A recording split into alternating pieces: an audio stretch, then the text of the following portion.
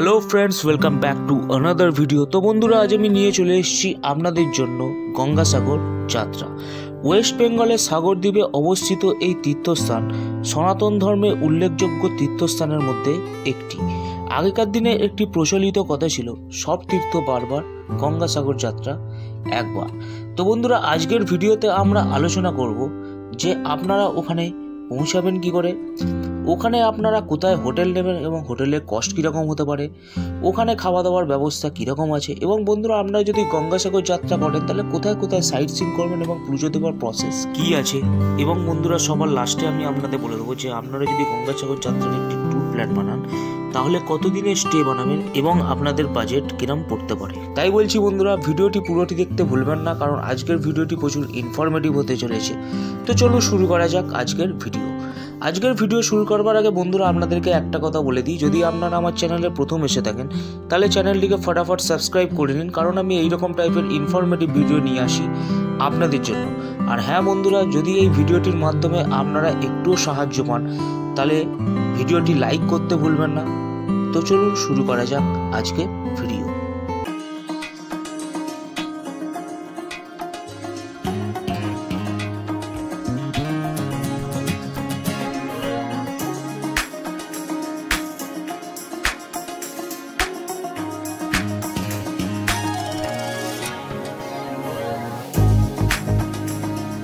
তো প্রথমেই বলি বন্ধুরা যে আপনারা গঙ্গাসাগর পৌঁছাবেন কী করে।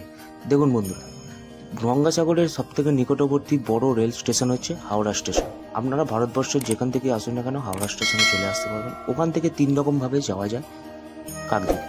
তো যদি আপনারা ট্রেনে করে যেতে চান তাহলে আপনারা হাওড়া থেকে বাস বা ক্যাব করুন, সোজা চলে যান শিয়ালদা স্টেশনে, এবং ওখান থেকে আপনি কাকদ্বীপে লোকাল ধরুন এবং কাকদ্বীপ স্টেশনে চলে যান।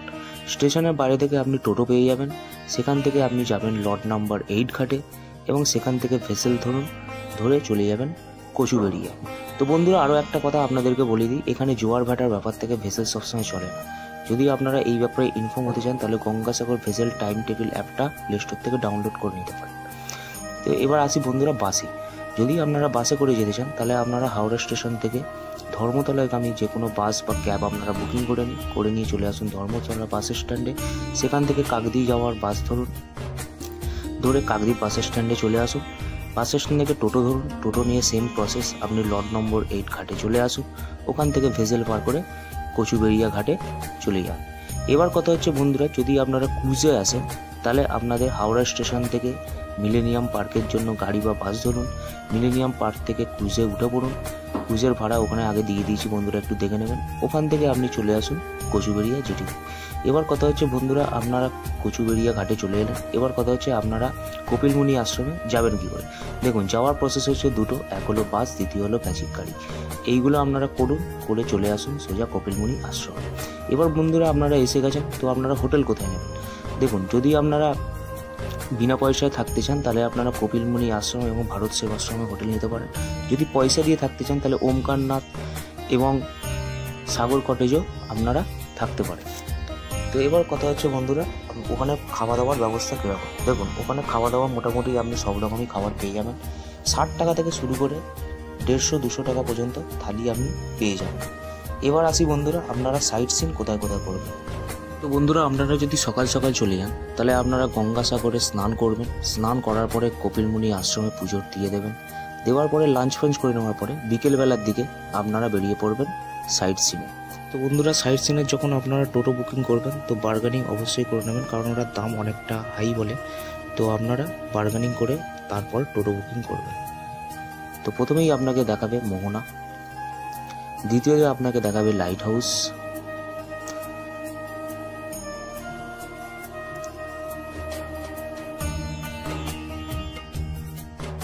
তৃতীয়তে আপনাকে নিয়ে যাবে মনসা মন্দিরে,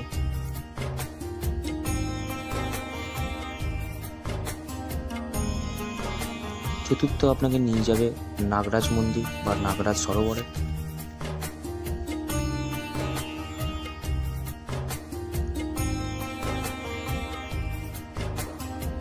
পঞ্চমে আপনাকে নিয়ে যাবে রামকৃষ্ণ মন্দিরে,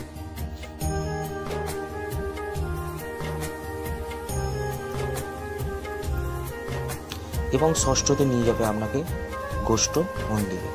তো গোষ্ঠ মন্দিরের কারুকার্য অসাধারণ বন্ধুরা।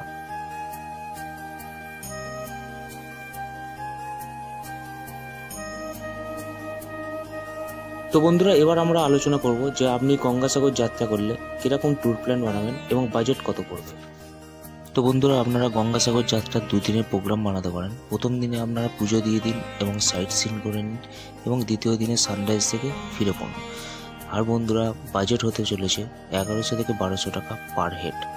তো বন্ধুরা, যদি আপনাদের ভিডিওটি ভালো লাগে তো লাইক শেয়ার কমেন্টস করতে ভুলবেন না। Take care and good bye.